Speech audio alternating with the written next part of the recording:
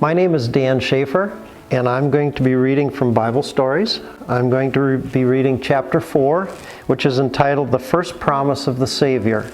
The account is taken from Genesis chapter 3, verses 7 to 24. As soon as Adam and Eve had eaten the forbidden fruit, they knew that they had sinned. They had not become like God. They saw that they were naked, and they were ashamed.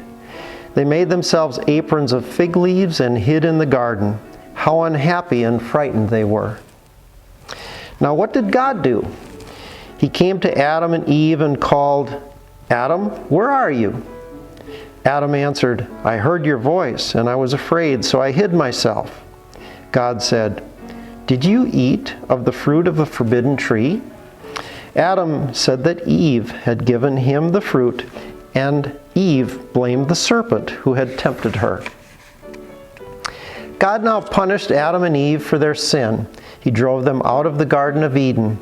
No longer could they eat of the fruit of the trees. No longer would the garden be their home. Now they would have to work hard for a living. Thorns and thistles would grow in their fields. They would suffer sorrow and pain, and at last they would die.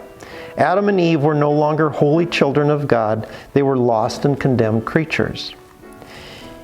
Even though Adam and Eve had sinned, God still loved them. He promised them the Savior, who would one day come to take away their sin and free them from the power of the devil. He said, "I will put enmity between thee and the woman, and between thy seed and her seed. It shall bruise thy head, and thou shalt bruise his heel." Jesus was to be the woman's seed who would crush the devil's power.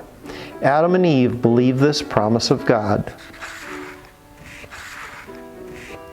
And that concludes the story, and we have a very nice photo here at the end of chapter 4.